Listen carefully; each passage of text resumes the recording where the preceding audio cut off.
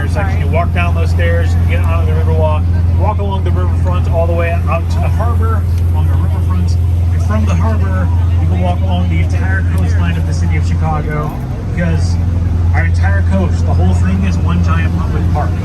It's not a lot of lakefront mansions or warehouses, it's all a public space. I think that's really cool. You don't get that in a lot of major cities. Definitely check it out while you're here. And the riverfront is going to be kind of an extension of that. And now above the Riverwalk, you got that green building with the curved glass front. That is 333 Wacker. And that's designed what is called contextualism. We're trying to get some of the context of the city represented in it. So that green color, the curvature, is designed to match the color and curvature of the river. Gray lines are designed to mimic Chicago's street system, which is built on a grid. It's designed to literally reflect Chicago. Most Chicago of all is in Ferris Bueller's Day Off. That's where his daddy lives. That's what you gotta know. Over here on our right, we have this section of the Riverwalk. And this section of the Riverwalk, as we go under each bridge, you can see the Riverwalk kind of changes theme a little bit each time. This one's going to be a little bit more nature-oriented. You got these floating gardens here. It actually goes up and down with the level of the Chicago River, which I think is a very cool idea. It's actually designed to help local native wildlife in the river. We got a little bar down here as well now. You see a lot of people fishing over here, which is actually something you can do now. When I was a kid, you couldn't really fish in the Chicago River. The river has improved enough that we now have 70 different species of fish that are currently thriving in the river. Though the EPA does say you probably shouldn't eat those fish. Just for sport. Totally fine for sport. Anything else might be a little too risky still. We still have a lot of improvement to go. And here on our right, you have this section of the Riverwalk with these 0-point fountains you could run through. That dog is apparently enjoying right now. You got these boat docks down here. You got Toronto. And above it, you have the very boringly named Builders Building.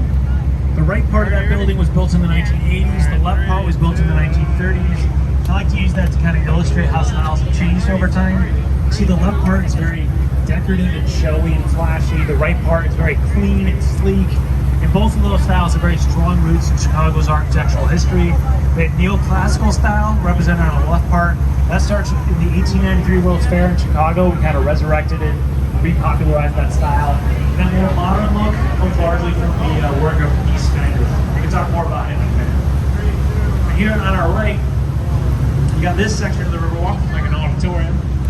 These stairs that you can walk down also become seats. There's also a wheelchair ramp woven right in the middle of it, which is pretty cool. There's a blue building with a balcony about halfway up above it. That was 111 Wacker. It was originally going to be a luxury hotel, and due to the 2008 financial crisis, they couldn't even finish the building. Got 25 Fuller's Fund, and then the company goes under. They have to sell the lot to another company. That company decides instead to build luxury housing. So the rooms are still small like hotel rooms, but the prices, they aren't. A 3-bedroom in there is, wait for it, $12,000 a month. Yes, absolutely. That's an apartment, it's not a condo. You don't have anything at the end of that contract. So if you take anything away from this tour, do not live at 111 Wacker. There are cheaper luxury houses around here. Now over here on our right, you got this tall black building. That is the Leo Burnett building. Now those corners are popped out like that to give them 33% more corner offices. That would be the Leo Burnett Advertising Agency. Came up with a lot of well-known ad campaigns like the Marlboro Man, Green Giant, Snap, Crackle and Pop, Toucan Sam, Tony the Tiger. They also employed a man by the name of Draper Daniels, who eventually moved out on his own to start his own firm called the Draper Daniels Advertising Agency. That's where you get the name Don Draper from Mad Men, where it's based loosely on an ad executive out here. Now, ahead of us on our right, you got this green building with that gold top. That is the Carbon and Carbide building. It was built by the Burnham brothers. And that gold top is actual gold, 24 karat gold lining the top of that structure right there. That's why it looks so unique when you have the sun shining off of it. It is actual gold up there. And that was renovated into the Hard Rock Hotel in 2004. And we didn't even know it was green. Like, when I was a kid, we had no idea. The building had become kind of gray over the years, because after the era of where you're actually burning coal, become covered in soot, we didn't realize it was not gray. But when they cleaned it off to turn into the Hard Rock, we have this green and gold skyscraper right here. And the Burnham brothers had apparently designed it with that color scheme and that specific style to it, so that building would look like a giant bottle of champagne as their way to protest prohibition. because I don't know if you know about Prohibition in Chicago, but did not go great.